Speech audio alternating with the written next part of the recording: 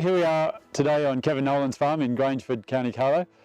Kevin, would you like to just introduce yourself and let us know what you're doing here on the farm, please? Yeah, thanks, Bet. We're delighted to have you here today. This is our home farm. We own about 330 acres, and I suppose our business has grown, double digits for the last 10 years. So we're now farming over 1,300 acres. It's been a tough business for the last 5 years, but we're very resilient, and I think there's good things coming down the tracks with cereal growing as well. We're here to talk about hybrid barley, so obviously hybrid fits into that system that you're talking about. Yeah, very well. Hybrids for me, I suppose we were lucky enough that when volume arrived, we got an acre pack the first year to try it, and could see it over the 2 row. At that stage, it was at least a 20% increase in yield, which was staggering.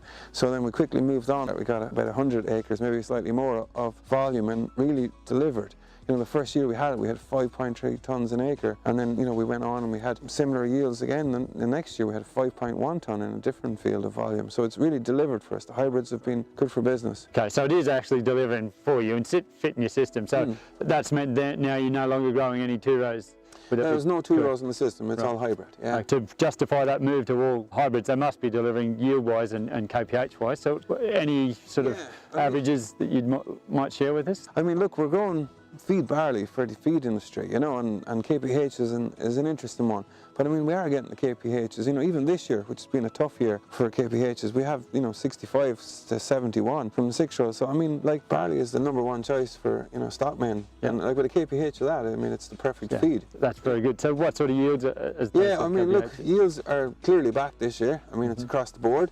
So, I mean, look, we'd probably average off just slightly over 4 ton for the year that's in it. I mean, that would be at a moisture range of 14 to 16. That's as good as it's going to get. Yeah, as good as it's going to get. So, I mean, we did have some tough weather prior to harvest, and that was tough, but I mean, that's part of the course. Right. But we still got the yields. So I'm a happy farmer today. A lot of other growers are talking about that extra hybrid vigour, crowding out weeds. Is that something that you're noticing or experiencing, that your weed control is changing? Yeah, I mean, it's something we've taken for granted for the last few years, but I mean, the reality is we're now without IPU. I mean, that's EU legislation, and we just have to accept it. So, I mean, that added hybrid vigour actually will come into its own now with some of the weeds. It may well help to block the sunlight and may well stop them getting going. So I think it may well be something that becomes more important. So Kevin, obviously hybrid barleys are performing well for you. What would you say to growers that haven't grown hybrids in the past?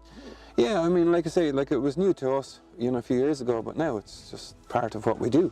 And I would say to other growers out there that, maybe it's time to embrace the technology that's there. Like, I mean, I think any forward-thinking grower at this stage should have a certain percentage of his area in hybrids. I think that's a great way to get the benefit, is to get involved with hybrids. We're moving forward, and hybrids is clearly the way to go.